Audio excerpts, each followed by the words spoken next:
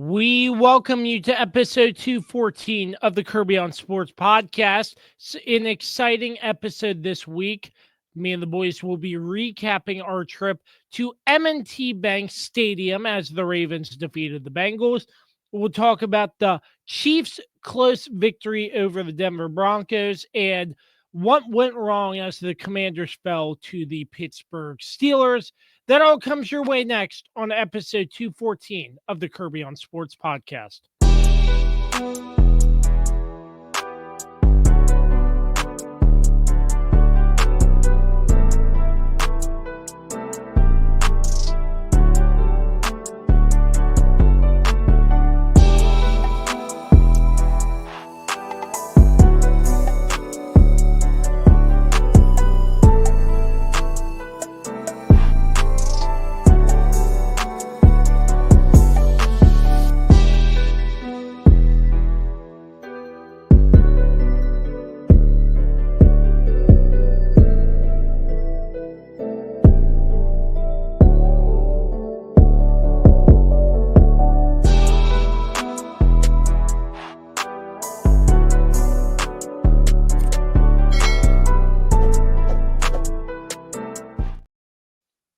Ladies and gentlemen, we welcome you to episode 214 of the Kirby on Sports podcast.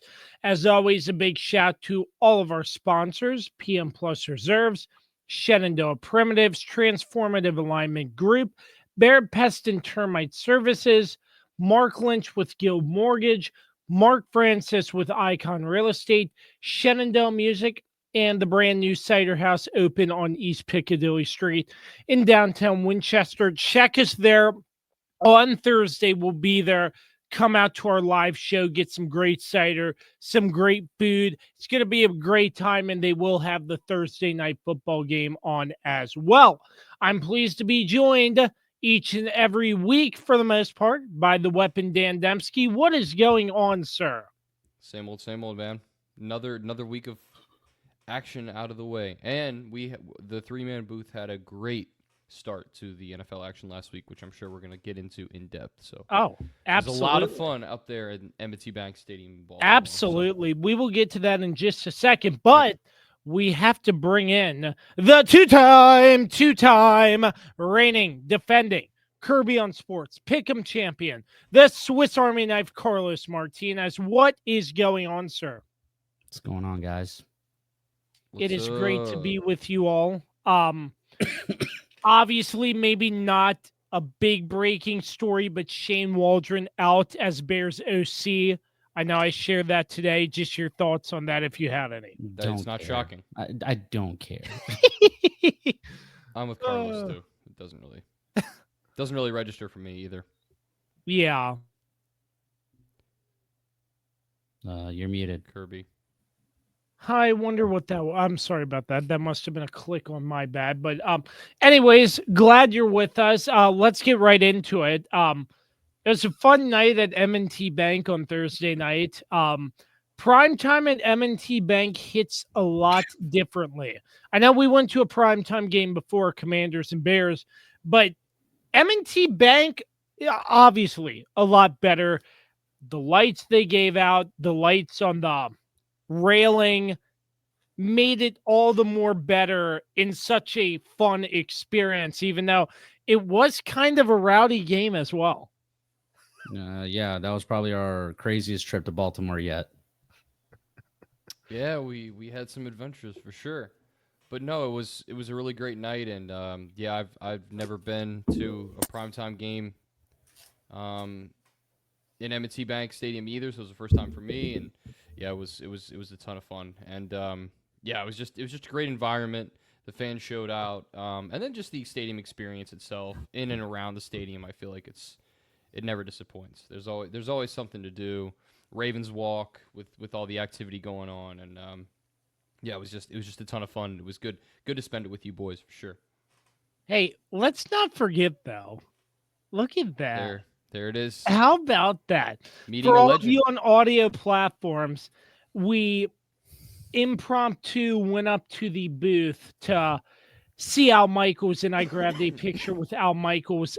Did not get one with Kirk Herbstreit. We did see him, and we did acknowledge the passing of Ben, obviously his dog that went with him everywhere, and we gave our condolences to Kirk for that. But to see Al Michaels, and I So mean, cool. listening and watching Al Michaels over the years, that was like the icing on top. And we just started the day and seeing Al Michaels, and Carlos was like, "Let's go, let's go."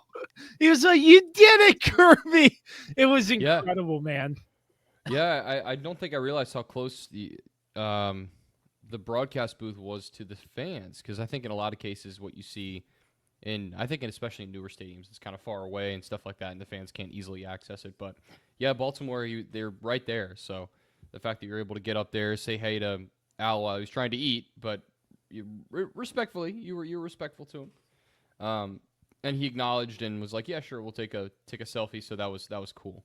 Once in a lifetime, man. Once Yeah. in a lifetime. Yeah, he's a legend. He's one of the greatest broadcasters of all time, sports broadcasters of all time. I don't think anyone could argue that point.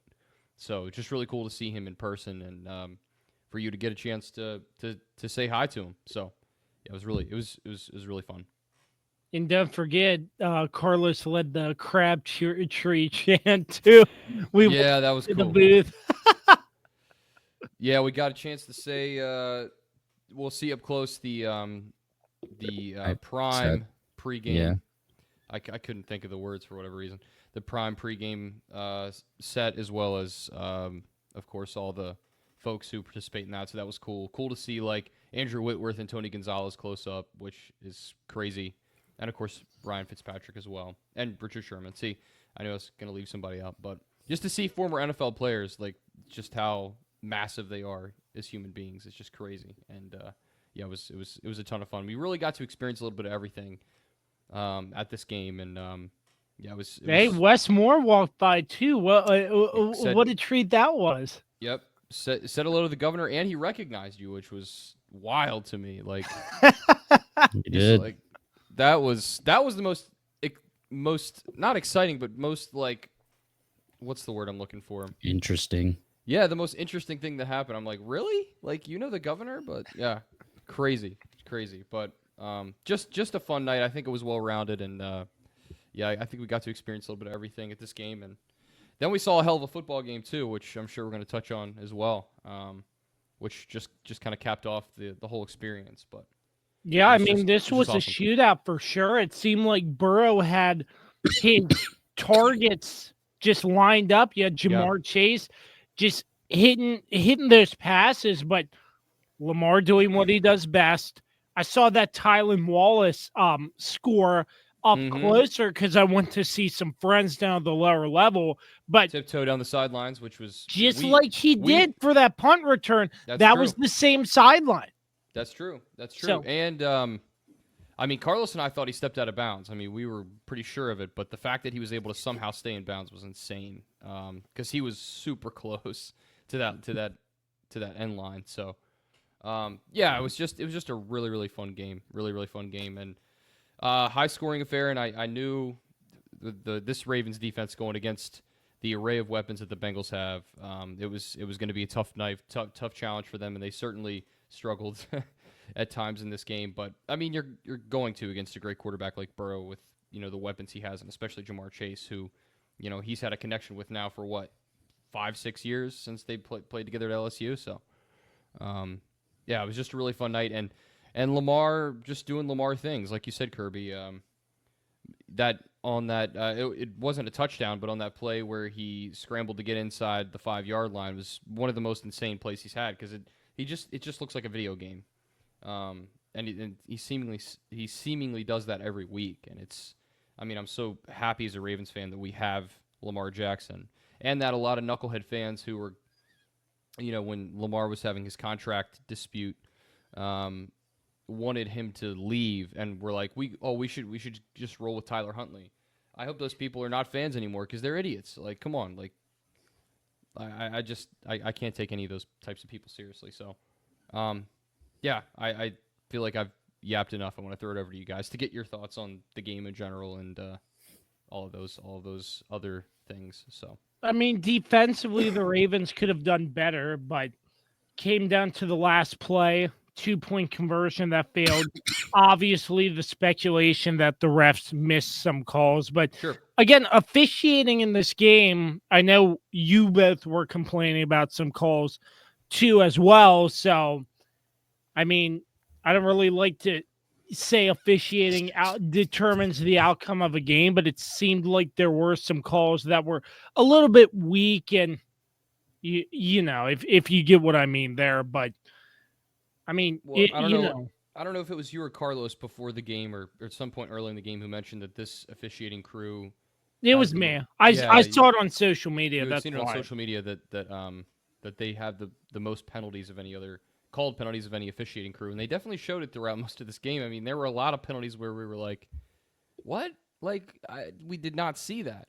A lot of ticky-tack calls, some bad spots, and then of course, everyone's talking about the three face masks that were missed on the 2-point conversion that the Bengals had. So, yeah, it was officiating has just been brutal in the NFL for the last 2 or 3 years, and it's seemingly gotten worse every year. So, it's just atrocious. The NFL has to step in and do something eventually. I don't know what their remediation is going to be, but fans are saying, a lot of games, they're rigged or whatever, and I don't necessarily think that's true. But there are times when officials will swallow the whistle, like they did late in this game, and I think typically in last-second plays and also in these types of go-ahead scoring plays or attempts rather, they're going to swallow the whistle more often than not. That's just kind of what officials do. Unless it's egregious. Now that might have been those penalties might have been egregious. I think you could debate that point, but yeah, it's.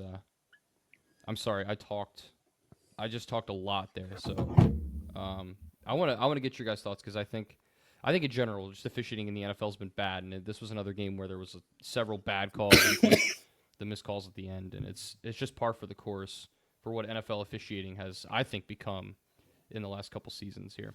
I know Carlos noticed some calls too, I believe, that you didn't agree with either, right? I don't remember which calls those were at this point. It's been Right. there's almost a a week. lot that's happened.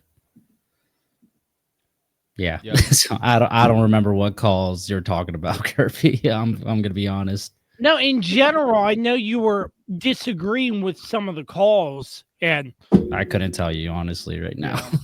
well, I think I would agree that Carlos and I had those discussions throughout the game several times. So, yeah, I don't know. I don't think there's an easy solution for that problem, but the NFL's got to embrace it at some point, and they have to the first thing they have to do is acknowledge that it's happened.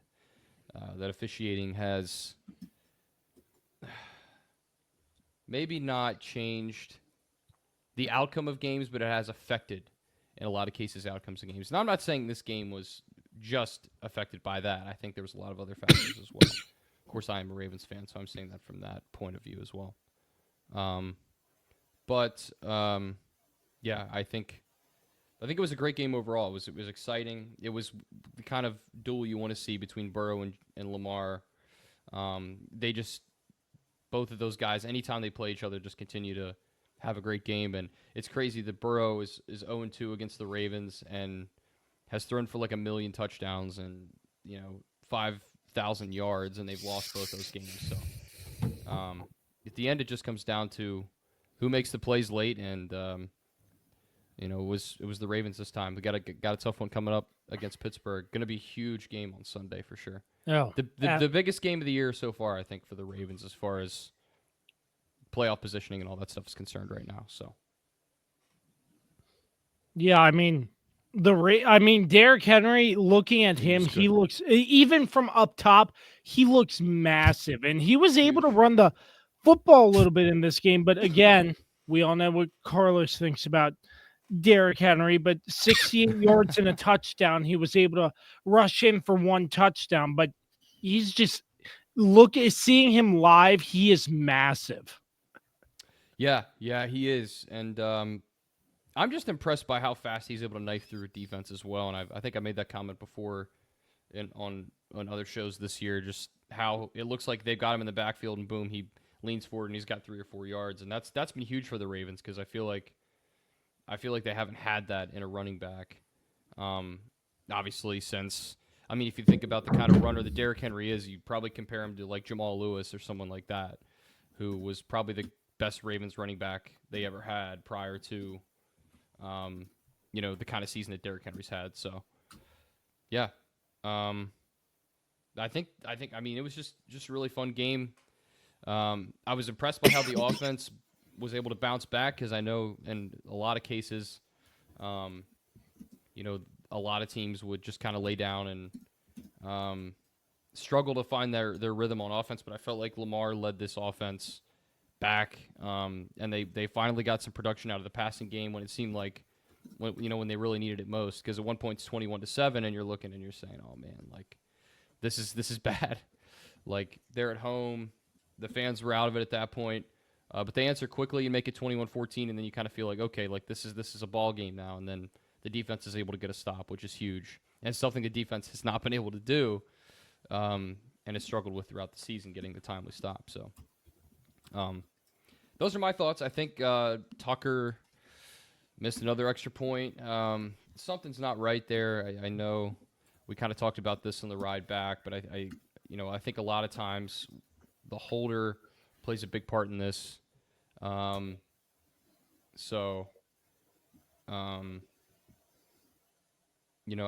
wonder if the angle of the hold or something like that has played a role in some of his struggles. I don't really know, but I hope he gets it right, and I hope it's not a sign of his struggles coming down the line. So, and his age catching up to him, because that would be tragic at this stage in his career.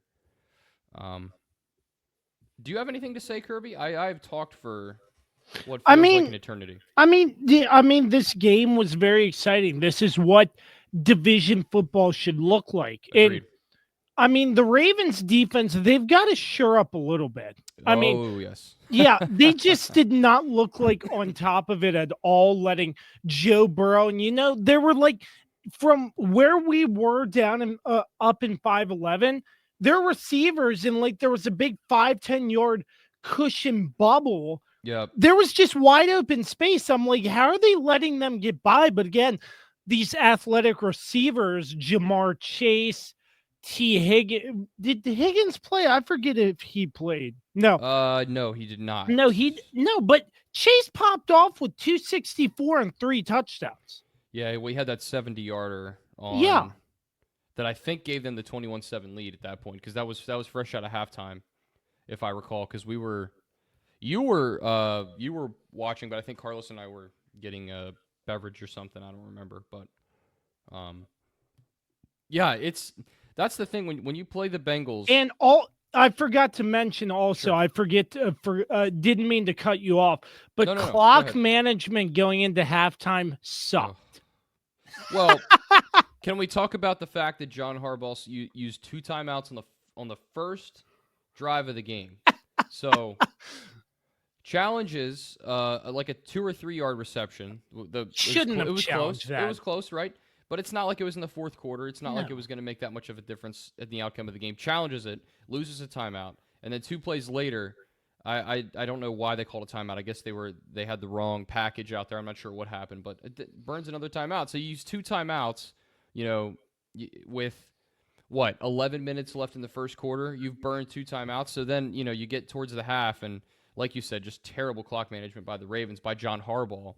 Because that's and you weren't even there for it. I had to text you in the group message, be like, "That's just terrible clock management." Well, it's expected with this team. I mean, at this point, it's crazy to me because John Harbaugh's been doing this since he's been the Ravens head coach since 2008. He's got to know by now. You would think you would learn how to manage the clock, but he doesn't seem to get he doesn't seem to improve in that area, and it's crazy to me that a guy can coach for so long and have such a ineptitude when it comes to this one particular area of the game, which happens to be one of the most important in football when you're talking about coaching. So, That's definitely one concern moving forward. And then, yeah, you nailed it about the defense. They have some glaring issues. They're still not able to get a pass rush, and that was the thing last year. Like I was talking to you guys about, like Carlos and I have talked about. When they had a guy like Jadeveon Clowney last year who was just a field. I mean, he just wrecked offenses by getting pressure on quarterbacks, and they don't have that this year. They don't have that guy who's you can sort of plug and play and can just go after the quarterback and get home. I mean, Burrow had plenty of time to throw, and the other hard thing about Joe Burrow is just how when you're playing him is just how mobile he is inside the tackle box, and when you hit him, you've got to bring him down because he can also make some crazy throws getting hit as well. So that poses another challenge. I feel like the Ravens struggled with that early on, but I feel like throughout the game they were able to get more pressure and finally, able to sack Joe Burrow late in that game, which I think helped him out a lot. But yeah, the secondary, Kirby, is a big concern for me, and they're really going to have to get more healthy. I think that's the biggest thing right now. They've got to get another safety. Marcus Williams just not doing it for me. He's dropped off. His production, his value has really dropped off in the last couple seasons. I mean, last year he was pretty solid for this team. I felt like, he was kind of an anchor in that defense, and now it's just not the case. And we haven't even brought up the fact that Kyle Hamilton gets hurt in this game. Looked pretty bad. That was a big loss for them too. I think having Kyle Hamilton got in the game also, and I'm not sure what his status is moving forward. I don't think he's not out for the season, is he? No, they said it wasn't that severe. Yeah, so but he's going to be week to week. Expecting he's not playing against Pittsburgh, that's huge. So yeah, and he's a guy he's kind of like a center fielder, right? He can step up and make a tackle on a receiver or a running back or a tight end. But he can drop in the secondary and he can make plays there too. So he's kind of to use Carlos's nickname, he's sort of a Swiss Army knife on defense. He can kind of do it all. He's kind of all over the field. So yeah, without him, that's gonna be if he does not play on Sunday, that's gonna be tough.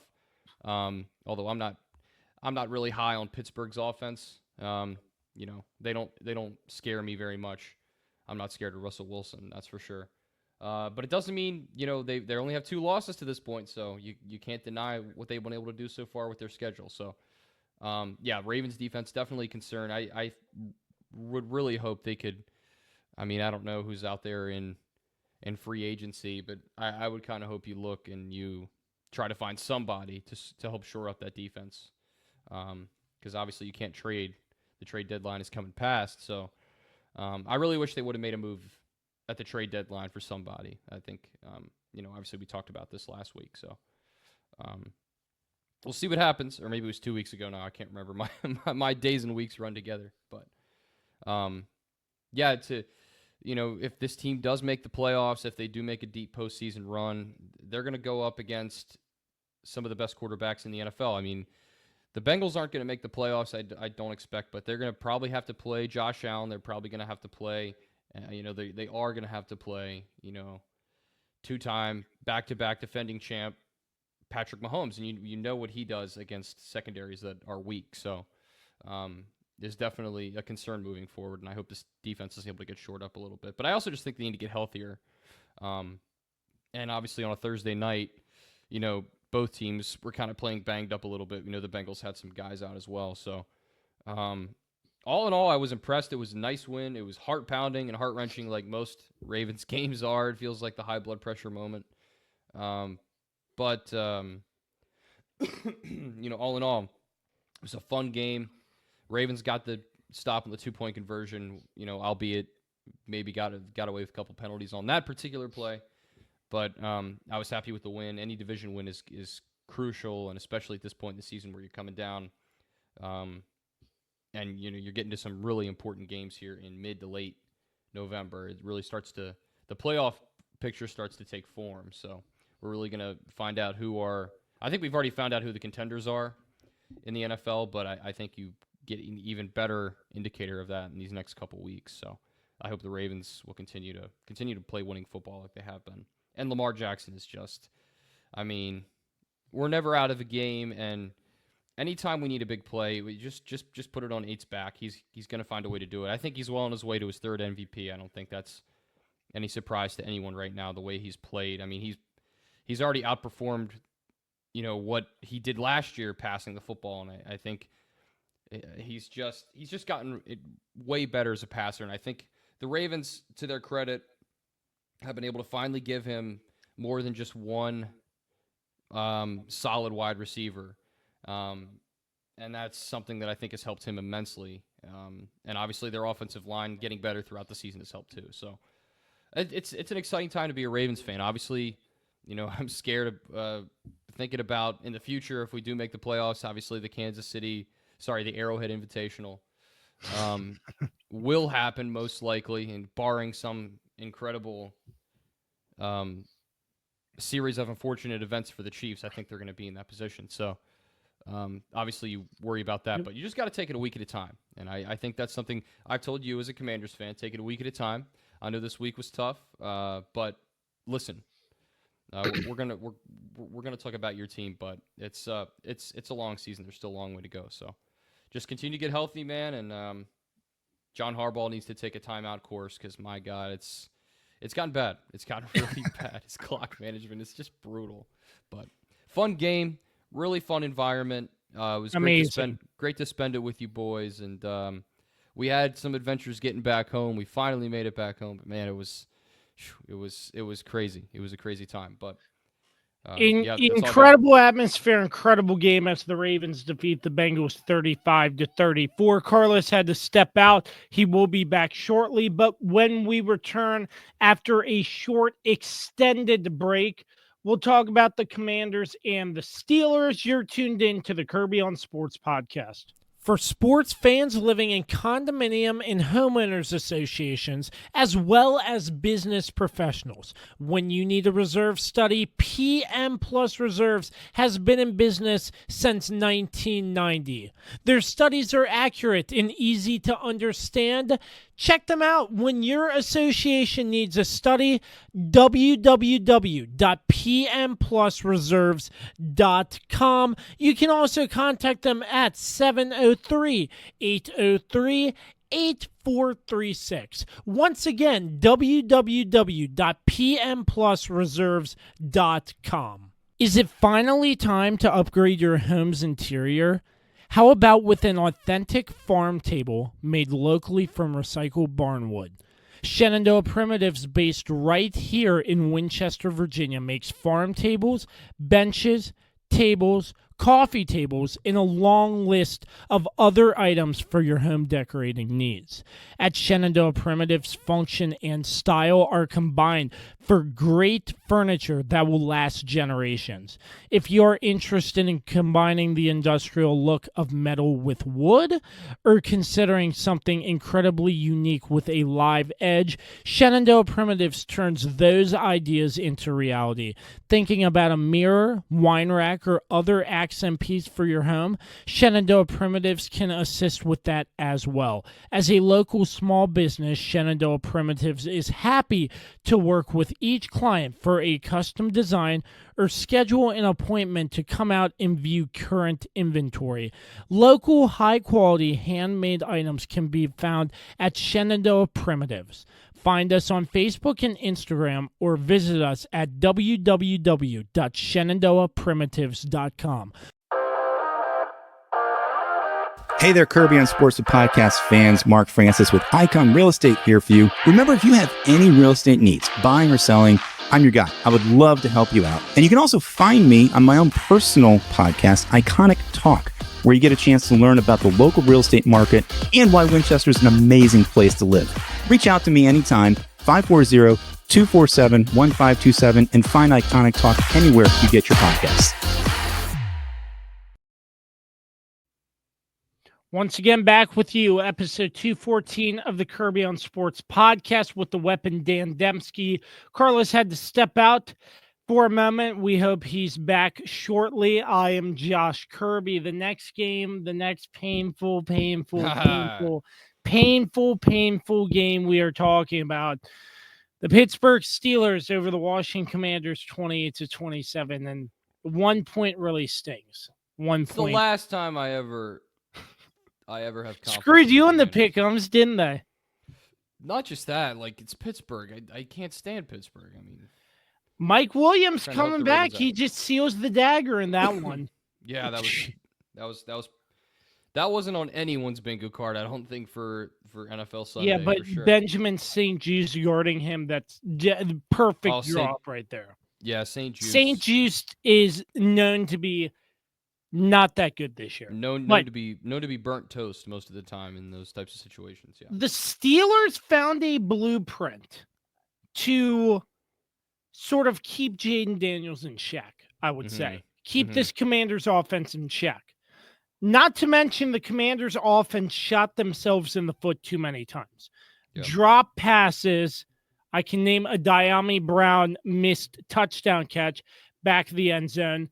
Closely contested catches that were dropped, which I'm not going to say they could have 100% caught them or not, but still, stuff like that. But again, this Commanders team is facing off against a Mike Tomlin coach Pittsburgh team, which is always a tough well task. Coached and ready to go. In That's the regular why season. Mike In Tomlin the has been regular with. season. That's why Mike Tomlin has been coach of the Pittsburgh Steelers for such a long time, because he knows how to coach a team. I mean, Well, I'll tell you the key for Pittsburgh's defense in this game. Started with stopping the run. You couldn't run the ball to save your lives. because Brian Robinson was out too. Yes. We look at that. Yes. Yeah, for sure. And I think he's cut back at practice, and he's starting to get more I up to think full he's speed, good for Philly. I'd say Yeah, that, but which they need him. They need him to take some of the weight off Jaden Daniels' shoulders, because you could see it got to Jaden Daniels in this game, right? Like he showed he's not perfect. He showed that he's a rookie quarterback. He showed that he's still learning in the NFL. And this was the first game where I kind of felt like we saw some of those rookie moments. He's going to have those this year. but It just still, took a while to get there. And it took a really solid defense for him to go up against a really solid defense for them to kind of be shown. So, yeah, sorry, go ahead. What were we going to say? for him to persevere, though, and not throw an interception, that game is key. huge, was key. regardless. It didn't help Olamide Zaccheaus back there as a punt returner. I'm not sure why Dan Yeah. Quinn wants to keep him there, but he just muffed a punt, mishandled another punt that he recovered. But that hurt. Well, he won't be doing that on Thursday night. I'll be willing to bet you that. Yeah, I hope not, because Dan Quinn might bench him after that. Yeah. The fake punt Pittsburgh tried to convert, that was a huge point score for the Commanders. So this game was close all in all. But again, the shooting themselves in the foot offensively, that's what really killed the Commanders. And obviously, you look at the ending and everybody's talking about the bad spot or whatnot. It shouldn't have to come to that. Just It was close out close. the It game. was close. Yeah, I agree. I mean, he took the ball back. I think he gave up the spot, to be honest with you. Well, and even when he first caught it, I mean, it's right on the line. I just don't know if you could. There wasn't what's the word? There wasn't conclusive evidence, I think, to overturn the original call on the field, which I think is why the play stood and it wasn't, it wasn't upheld or whatever. So, yeah, you're totally right. It shouldn't have come to that moment. The Commanders and there were some calls also that, again, people are going to complain about. But again, sure. Why let it get to that? Why does it have to come to that? Exactly. Why? Just close out the game. But exactly. It's Mike Tomlin. It's the Pittsburgh Steelers.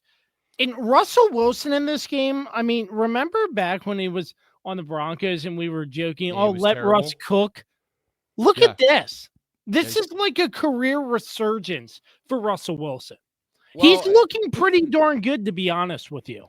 I think he not only needed the right system, he needed the right coach. And I think Tomlin's perfect. Tomlin's a great coach. And the Steelers they're just a great organization. They have great ownership, they have a great GM, they have great coaching staff, they have a great head coach. They're just a great organization. It's why they have been as relevant in the NFL. It hurts me to say this. It's why they have been one of the best franchises in the NFL for so long. Or maybe not best, most consistent franchise in the NFL for so long. But yeah, man, it's kind of cool in a way because now you're kind of rooting for the guy a little bit. Like it is nice to see his career kind of have a resurgence, and you see that, hey, Sean Payton and the Denver Broncos coaching staff was the problem, and I think we're starting to see that now, that maybe, there was more there than just Russ was terrible, which he was terrible in Denver. But it is kind of cool to see him have a second career with the Steelers and make a very interesting race in the AFC North now, for sure. That also adds another layer to it. But yeah, it's he's had a very nice season. He's played well, and I think he hasn't played like out of his mind.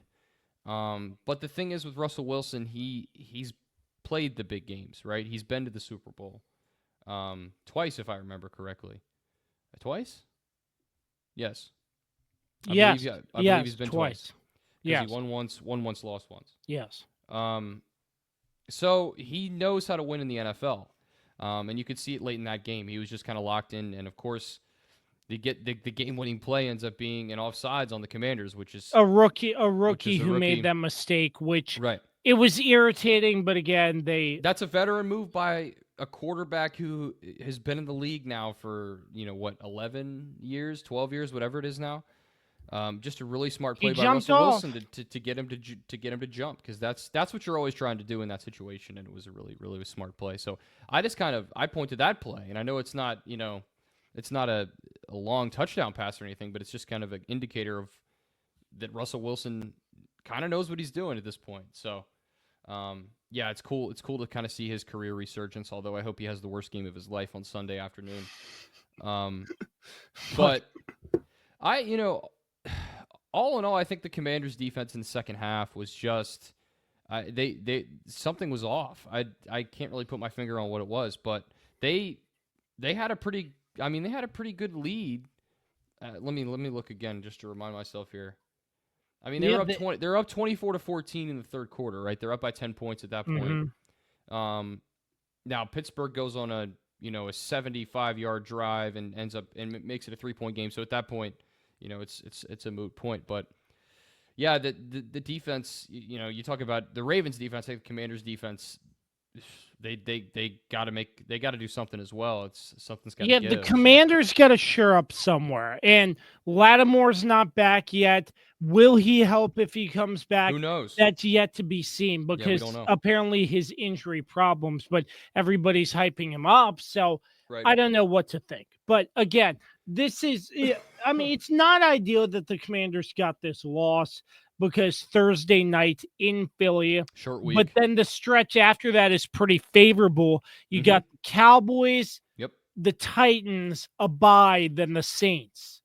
Yeah, so that's a pretty favorable schedule down the stretch. Which, is okay. It's still a long season, like you said. Sure, but sure.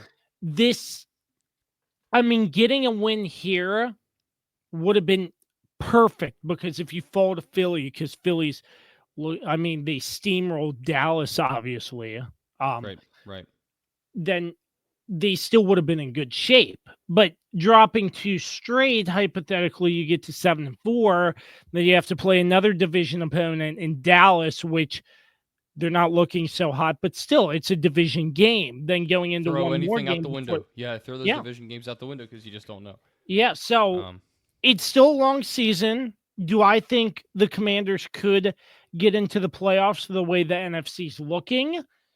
Potentially. I think there's a good chance they still have a good shot, but this is crazy for me to say. This is their division to lose at this point. I think it depends on how Thursday night goes. If they're able to beat Philly, then I think you can say with confidence it's Washington's to lose, because Philly's really the only team that's going to challenge them. The Giants are terrible, we know, and Dallas is a train wreck right now. So, who thought we'd be saying Dallas is a train wreck at this point in the season? I know. With the highest paid quarterback out for the season to get season-ending surgery, I think today. So, just insane. But got to give the Commanders credit. They've worked hard to get to this point. It's been a quick turnaround for them as far as going from, I think they won 4 games last year, to where they've gotten to at this point in the season. Like you said, still 8 games, 8 games left to go. Anything can happen down the stretch, but if they're able to beat Philly, I'm feeling pretty confident that this is a playoff team. I think we're looking at a playoff team right now anyway, but I think especially if they beat the Eagles, cry, and then I think it's all for theirs to it's theirs to lose at that point. This is a great start to a new era in Washington. Essentially, oh yeah, it's awesome, man. So I mean, a loss like this, it stings. I was upset. The offsides jump really stung as well, but losing still, by a single point is brutal too. Yeah, but that's the worst way to lose. But I mean, again, 7-3, a winning record. I mean, a Rivera coach team again. This would have been a 3-score blowout or something like that. He couldn't coach anymore. Yeah, so correct. Did you hear Del Rio just got arrested too? No, he's a mess too. They Gosh. talk about, that's funny because the coaches and stuff, they talk about how players are always in legal trouble, but then you look and it's a lot of these coaches and other people who have had high paying jobs in the NFL, they're doing the same crap. So it's like, you're just hypocrites, but that's wild. Yeah, but I mean, the Commanders, it's all in front for them right now. I mean, a week at a time. Obviously, this game on Thursday is going to tell us a lot because it's a tough matchup with the Eagles. We know what the Eagles have done in this division the last few years.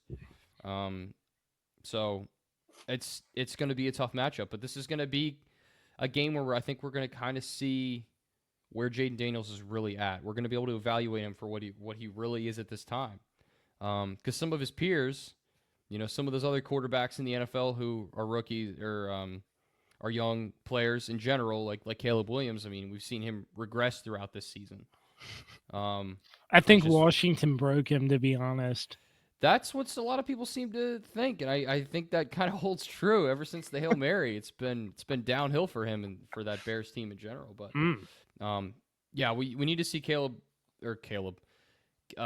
Daniels have a good game here, and I think he will. And like I said, I think this could be kind of a prove-it game for him to kind of show where he is right now as his development as an NFL quarterback. And it couldn't come at a better time. You're trying to make the playoffs and win the division. I don't know the last time Washington won the division. I'd have to look that up, but it's been a minute. It has been a minute. COVID year, I think. That's right. Oh, was that the 7-9 season? 7-9 with Ron Rivera. I forgot about that. That was so terrible. Oh my gosh. Yep. Anyway, but I think you shouldn't be too distraught, right? Pittsburgh, we know what they have. I mean, I was upset, but looking back at it, it's like 7-3, and we're an above AFC 500. Opponent, right? It's not an in-conference opponent, so really at the end of the day, it doesn't really hurt anything. The 3 losses, overall. the Buccaneers at the beginning of the season, I just think the Commanders were working out kinks, New something season. like that. But then you have the Ravens by 1 score and the Steelers by 1 point. I think you got to be happy with that. I think you got to be happy with that because all 3 of those teams right now are playoff teams as well. So I don't think you should be upset at all. And I'm not saying you are. I'm just saying in general, but be realistic, right? Let's slow down. It's still 8 games left. I'm not saying Washington's going to go out here and go 0-8, but we've seen weird things happen in the NFL. So let's just slow the roll on, putting them in the playoffs and putting them in, the NFC Championship game or something like that. Let's just slow down a little bit. But yeah, we're going to slow the roll for sure. Week at a time. Yep. I like that for sure. But Yes, the sir. Steelers over the Commanders, 28-27, and the Chiefs with a big win against Denver. And we're going to talk about that next after another short break. You're tuned into the Kirby on Sports podcast, and we're so glad you're with us. Bed bugs. The only thing creepier than thinking about them is actually having them. Trust me, you don't want to have them. Locally owned and operated Barrett Pest and Termite services can keep you from having bed bug nightmares and infestations. Call 540-340-3922 to schedule your free inspection and consultation. If bed bugs are already in your home, we'll get rid of them so you can rest easy. We also specialize in keeping homes and businesses free of other pests, including rodents and termites. That's Barrett Pest and Termite Services, 540-340-3922. All right, welcome back to episode 214 of the Kirby on Sports podcast. I'm Josh Kirby, but joined by the weapon Dan Dembski. Carlos is back with us. He had to step out for just a moment, but here's one. The Chiefs win off a blocked field goal to defeat Denver 16-14. I mean, Carlos, I got to ask you this Chiefs team, they're resilient. They fight. Came down to a blocked field goal, but Denver was looking pretty good, gave the Chiefs a challenge. Just take me through what you saw out of this game because I really didn't see much of it. Yeah, I mean, it wasn't a great performance at all by Kansas City, at least offensively. That offensive line was getting killed, especially once Wanya Morris got injured. And Suamataia he's just not ready to be a starting left tackle in the league. He needs some time to learn how to really play. His footwork was atrocious, and he was just letting that Denver defense get to Mahomes, over and over again. But it wasn't even just him. There was a lot of miscommunications. There's that play where Mahomes gets sacked from behind, and he was telling the running back to go to the left and to go chip the guy and to go help Suamataia out, but he ended up going to the right side instead of the left. And Patrick got up pissed, and then that's just how that went. Yeah, man, it was we're like Floyd Mayweather. We just find a way to win. It doesn't matter either way. We're gonna find a way to win. Craziest way to win. And just, I mean, I had accepted, like, I like during that, when that field goal attempt was about to happen, I literally was just sitting on my couch and I was like, well, here it is. Here's the stupid loss of the season. It's okay. I'm okay with it. It is what it is. Get out of the way, right? And like, I'm literally just like, I'm just slumped on the couch. Like, I'm okay with it. Like, I've actually come to terms because I'm like, look, at the end of the day, Denver played a much better game. They did. Bo Nix was great in this game. And I mean, and our defense got burned a couple times during this game. Now, they did pitch a shutout in the second half, all things considered, but they really struggled with this Denver team, especially in the first half. But John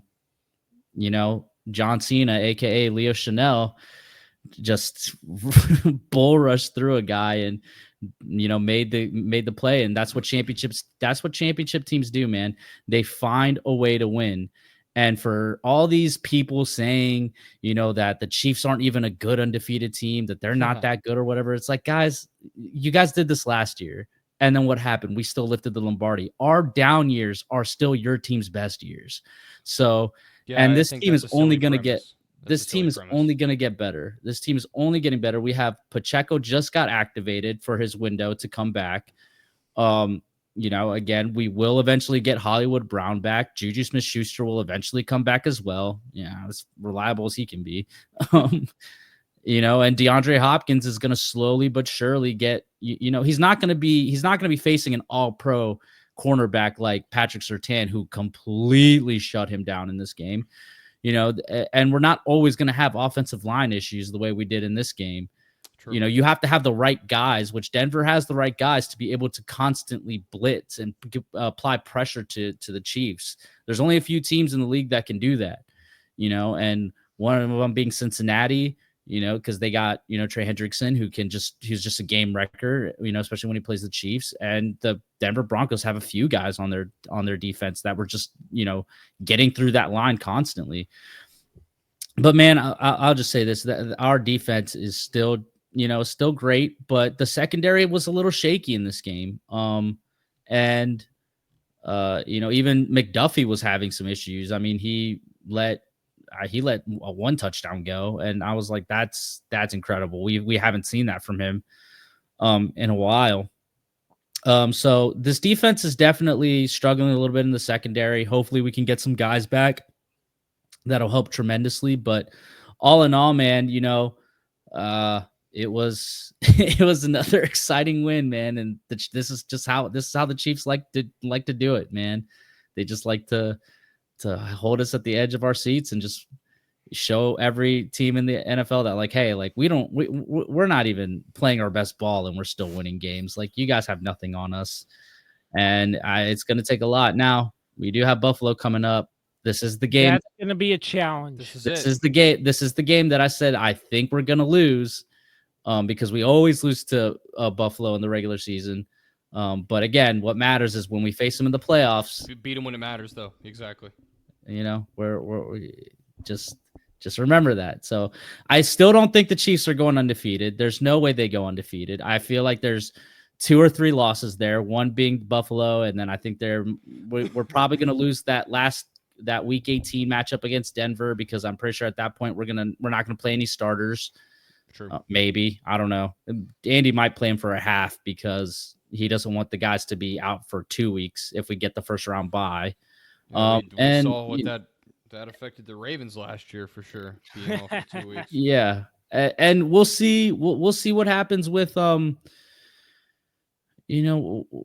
see what happens with if there's a dumb loss in there or not, because I thought this was really the dumb loss. Like this had the dumb loss written all over it. They had all the ingredients. The Chiefs just felt off. Just things just weren't going our way offensively, and still they just found a way to win. Yeah, I have nothing to add. I think Carlos pretty much summed it up. I think championship teams just find ways to win, and whether it's dumb luck or not, and at the end of that game, I don't know what you'd call it, but that was a great play. It was a great special teams play for sure. The perfect season stays alive. So the 3-peat is inevitable, boys. Give credit where credit is due. Najee Johnson with a sack. Great stuff right there by hometown friend of ours, Najee Johnson. I covered his football camp over the summer. That was pretty cool to see, but it was really great to see him get in with a sack. But Carlos summed it up perfectly. The Chiefs over the Broncos 16-14. I will say, once again, I will echo one more time, this game next week is going to be tough. It's going to be a test. The slate next week, must watch football from there's Thursday a lot of to good Sunday. games. There's a lot of good games in week 11. Absolutely. Early window, mid window, late window, all of them. Yep. So Thursday night. Thursday night's going to be good too. Thursday night's going to be good. It's a solid slate this week. So there was a lot of good games to pick from for our pick'ems for the most part.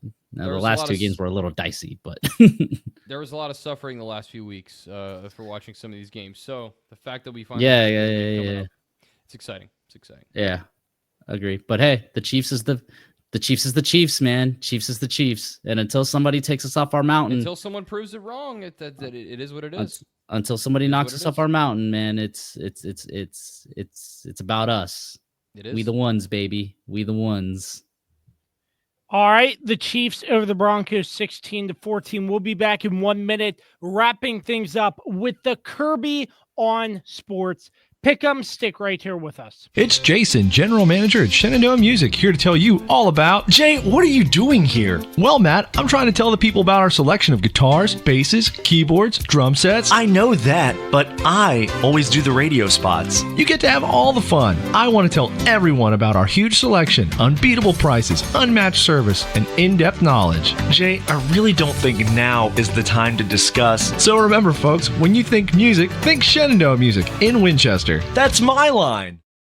The Cider House is now open on East Piccadilly Street in downtown Winchester. The Cider House is open starting at noon Wednesday to Sunday. Stop in for a wide variety of ciders on draft, as well as 4 Virginia beers, wine, and ready-to-drink canned cocktails. Don't miss our lunch specials featuring our house salad. We also have dinner specials too. Stop in today at the Cider House, located on Piccadilly Street in downtown Winchester.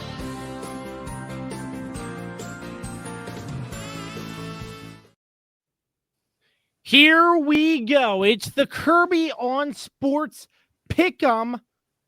It's getting down to the wire, getting down to the nitty gritty. We're not getting down to the wire yet. Like we're just a little past the midway point. We have a lot of games to go. Take it away. 7 more weeks of football. So, all right. Welcome, ladies and gentlemen, to the Kirby on Sports Week 11 Pick'ems Challenge, brought to you by Anthony's Pizza. Yeah, some history. So let me start with the standings first. So yeah, after 10 beautiful weeks of football, the standings currently are me and Dan both tied for first place, but your boy, listen, ladies and gentlemen, listeners of the podcast, if you want to make some money, Oh, you go with my picks.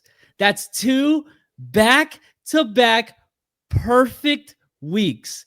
I've had 3 in one season. That is a 30% rate right there. That's pretty good if I say so myself. But yeah, with that being said, yeah, me and Dan are tied at 42 and 18 for first place. It's just we just can't get away from each other. That's what it is. Well, this week we'll separate one way or the other. There's a few games we have picked different for sure. Yeah. And then Kirby is 39 is in last place in the Kirby zone as per usual at 39 and 21. And he literally has the same exact picks as me so far. So far. There's one game that is not shown on here.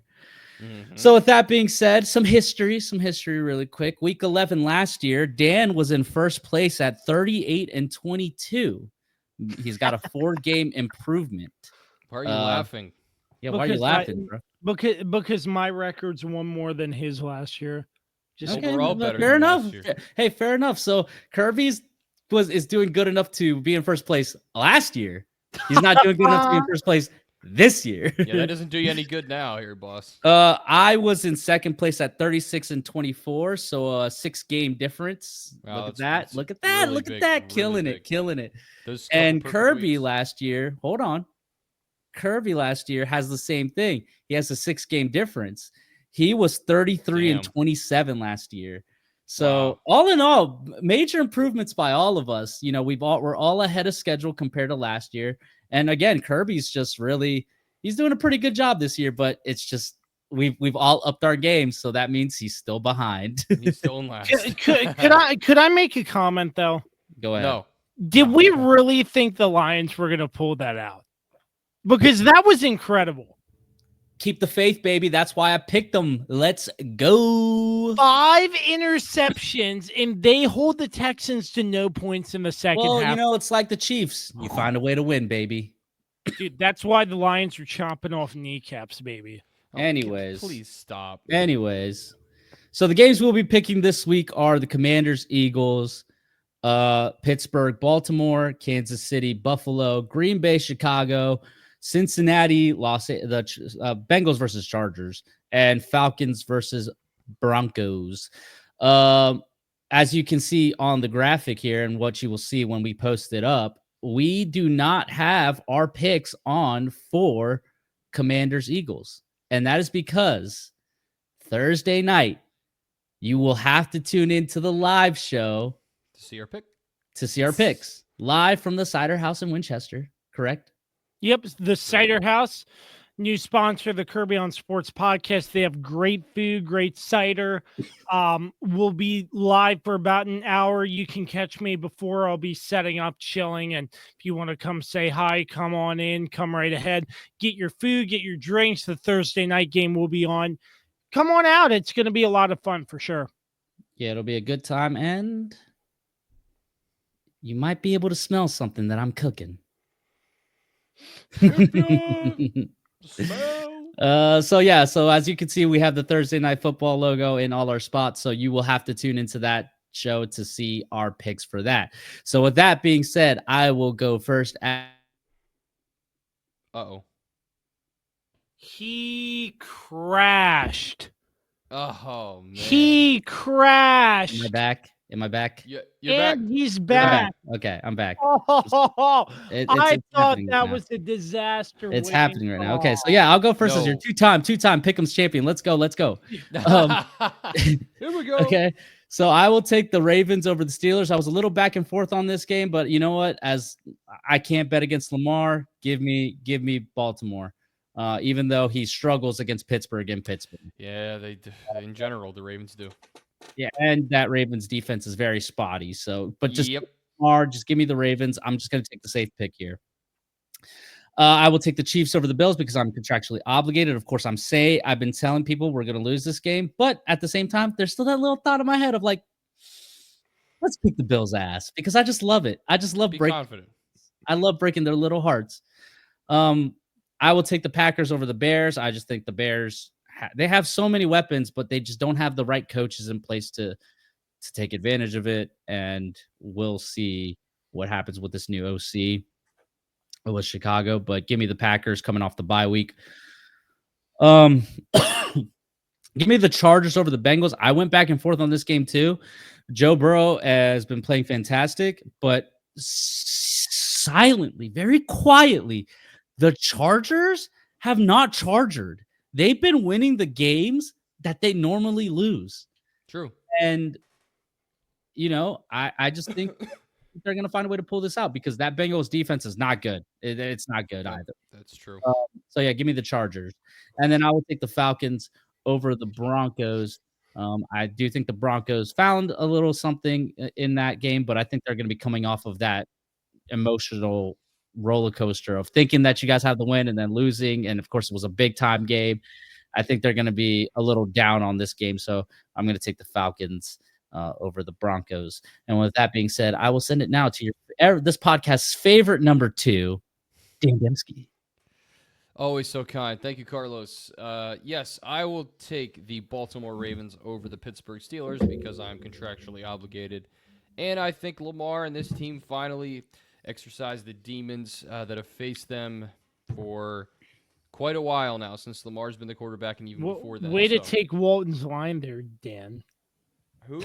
Oh, I mean, that's no one's line. That's an old saying. Way to throw me off. I will take the Buffalo Bills over the Kansas City Chiefs. I do think this game is going to be a fun one, but I think at some point there's a team that has to have a handle on Kansas City and has to take advantage of their mistakes. And in this game, I do think it's going to be Buffalo. And I think the perfect season comes to a close. Please, I don't want to get that tattoo on me. I don't. As much as I love the Chiefs, I don't want that. It would look cool, but yeah. No! At the same time. I will take the Packers over the Bears. This one's kind of an easy pick right now. The Bears are just kind of sputtering. And the Packers have played decently well, so I think they continue that trend here. Give me Green Bay. I'm going to take the Bengals over the Chargers. I think the Bengals get right in this game. I think they're able to bounce back after the loss on Thursday night to the Ravens. And, the Chargers, Carlos has a point. They've played decently well, but they still don't impress me too much. So that's fair.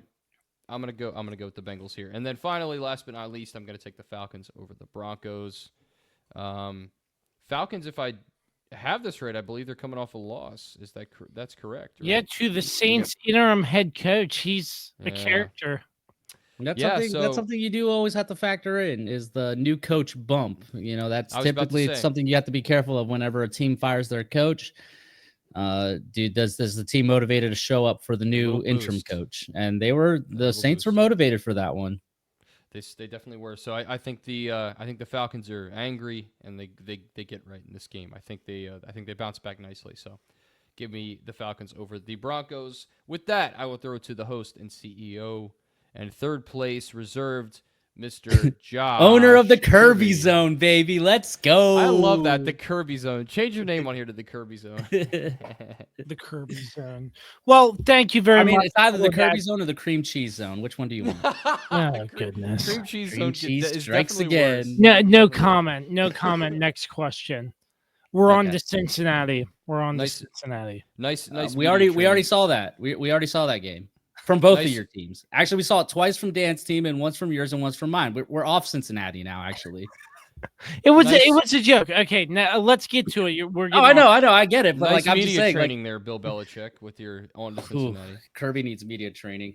All right. Anyways, I'm distracting you. Go on. Oh my. Okay, ladies and gentlemen, my picks are as follows: the Baltimore Ravens. They look tough. They're nitty. They're gritty. I think they get the win over the Pittsburgh Steelers. I'm picking the Ravens. The Kansas City Chiefs, they're going to continue to do what they do best and find a way to win. I am picking the Chiefs over the Bills. But mark my words, ladies and gentlemen, this will be a very exciting game to watch. Cool. Really going out on a limb there. I mean, I'd hope so. Really going out on a limb there. Mark my words, ladies and gentlemen, the Bears have fired their offensive coordinator. The Green Bay Packers bounce back, and they get a huge victory over the Bears. I might make a prediction. Tyson Bagent might have some playing time in this game, depending. No, absolutely. What?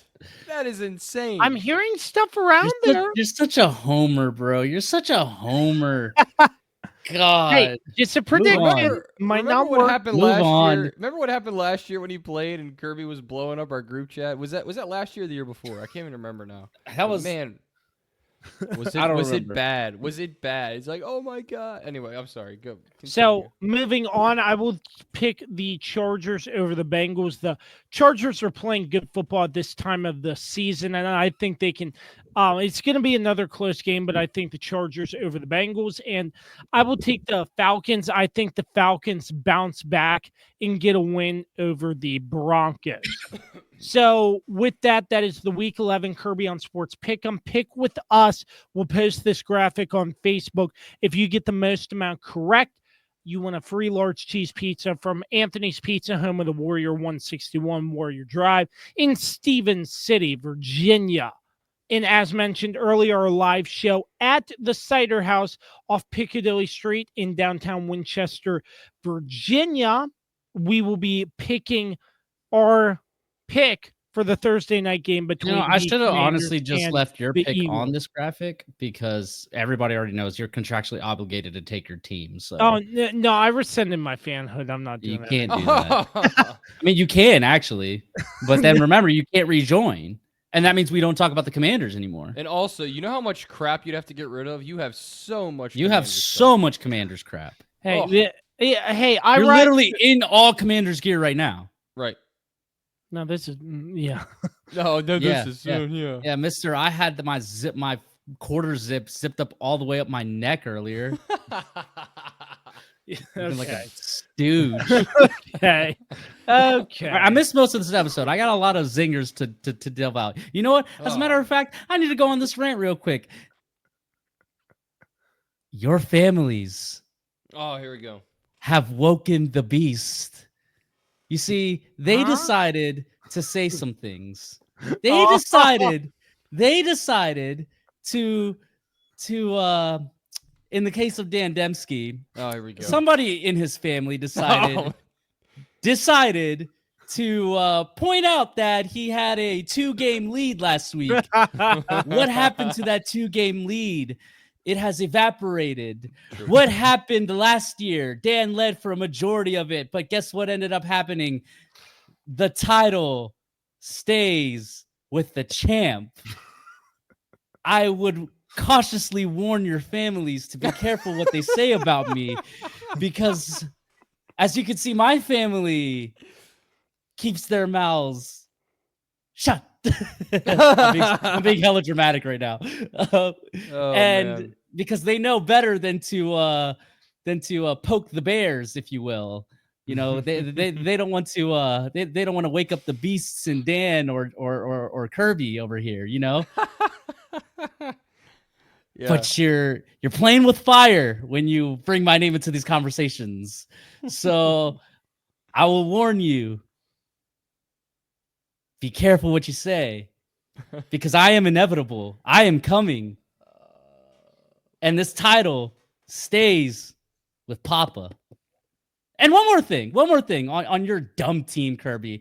You have the sorriest franchise I have ever seen. How do you fall for the freaking hard count on 4th down? I have never seen and not only that, It was a rookie. The freaking no. It was a rookie. No. He's the freaking D tackle. He's right over the ball. His job is literally to look at the ball, and he tried to jump a snap that everybody knew was never going to be snapped. A rookie. He's got a I point. don't care. Has he played football his whole life? I didn't know that was his first day playing football. I'm sorry. I thought that was just common knowledge that, hey, if they rush to the line on 4th and 1, when did we talk about this game? Like 20 minutes they're ago? probably just going to do a hard count. And, Aaron Rodgers does it all the time. I mean, no other team ever falls for this stuff. But no, your dumb team has to fall for it. I mean, it worked out to my advantage. Helped me get a perfect week. But guess what? It's hilarious that of course it's your sorry ass team to do this. Okay. But how are the Commanders sorry? I'm not really sure.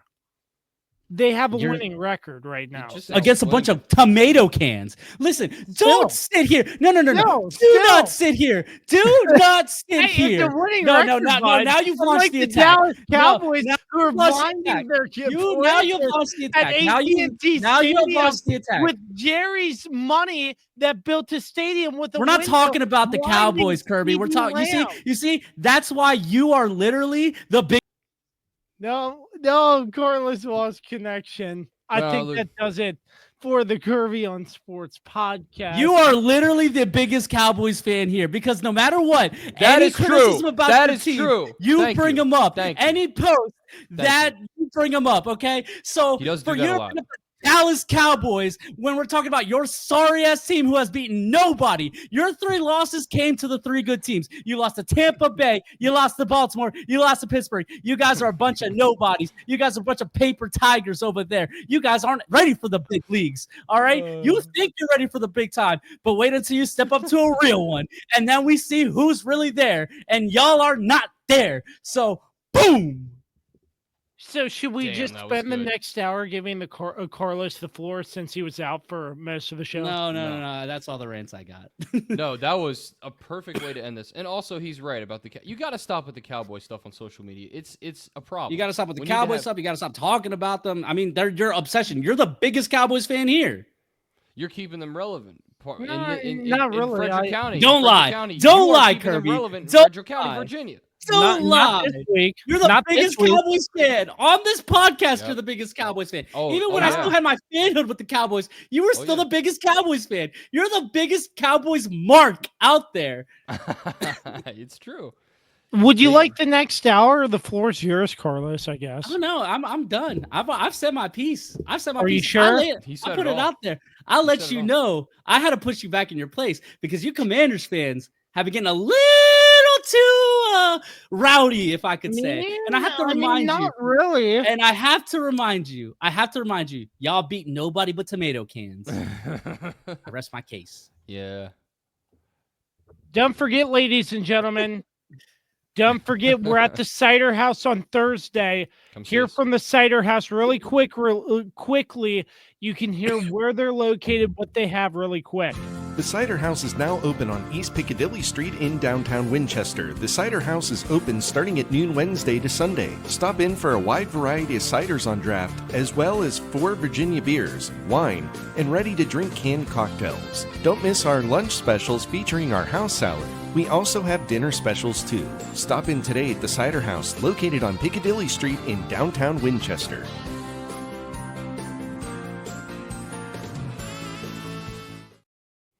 That's Piccadilly Street, downtown Winchester. We'll be there. Come out and say hello. They will have. It'll be right across the street from Paladin. Yes, that is true.